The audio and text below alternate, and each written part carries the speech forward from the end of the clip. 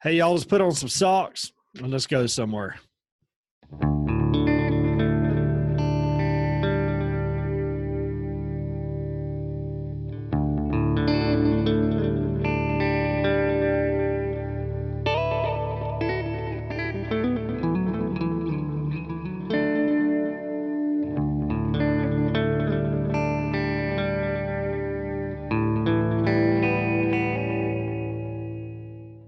Joseph Smith's daddy, Joseph Smith Sr., gets Doctrine and Covenants section 4.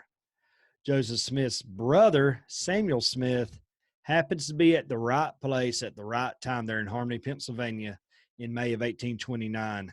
The Aaronic priesthood was just restored and Samuel Smith was baptized by Oliver Cowdery. Well, Samuel Smith happily returns back to Palmyra to the Smith family farm and tells the family of the great news of his baptism. Hyrum Smith's kind of, hey, what's up? I want to know what the Lord wants for me. So Hyrum Smith makes a trip down south to Harmony, Pennsylvania. Hyrum asks Joseph. Joseph goes to the Lord, and that's where we receive Doctrine and Covenants, section 11. Joseph Smith Sr. gets DNC 4. Hyrum gets DNC 11, and we can apply and liken these scriptures to us today. So what is God's work? Well, we read in Moses 139, "For behold, this is my work and my glory, to bring to pass the immortality and eternal life of man." We learn in Doctrine and Covenants, section 11, verse 20, by God revealing this to Hyrum, that our work is, "Behold, this is your work, to keep the commandments, yea, with all your might, mind, and strength." So in Doctrine and Covenants, section 11, God reveals to Joseph Smith that Hyrum Smith needs to keep the commandments. Hyrum's a little excited. He's wanting to kind of know, man, what's my role? What's my purpose in God's plan? Doctrine and Covenants, section 11, verse 21 says, "Seek not to declare my word, but first seek to obtain my word. Then shall your tongue be loose." So Hyrum Smith's excitement actually reminds me today when young men receive their mission calls. They open up their papers. They're curious where they might go, the excitement of who they might meet, who they might baptize, preaching the gospel. So all my buddies that have ever served missions, and when I served my mission, and the ones I know today, go to what they call a missionary training center. You just don't open up your mission call and the next day you're one state over and one country over. The Missionary Training Center is a great place, a great program on how to prepare to be a missionary. These MTCs are found all around the world: Provo, Brazil, England, Mexico, and even today, virtually in our own home. Before these missionaries are assigned to their areas, they do a MTC. They prepare themselves before their tongues are loose. Therefore, Hyrum Smith needed to attend his MTC, his missionary training center.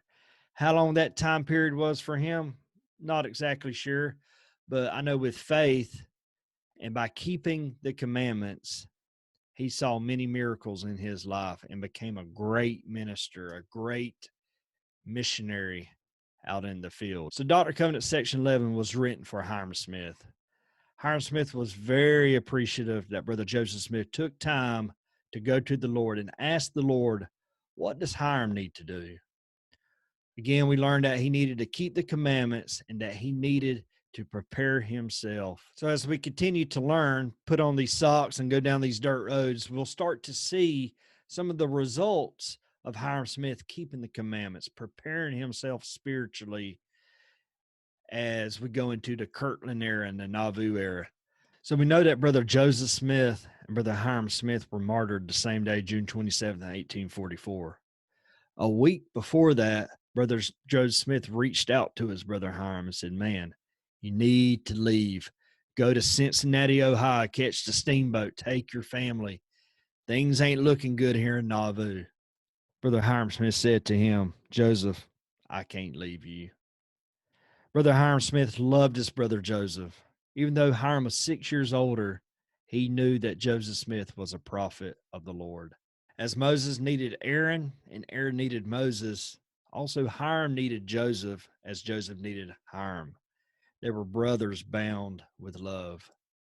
John Taylor was with Joseph Smith and Hyrum Smith when they were martyred there in Carthage. And John Taylor had to say this about Hyrum: if ever there was an exemplary, honest, and virtuous man, an embodiment of all that is noble in human form, Hyrum Smith was its representative. Brother Hyrum Smith was very appreciative of Doctrine and Covenants section 11. He applied those scriptures to his life. He kept the commandments because he knew that's what God wanted him to do.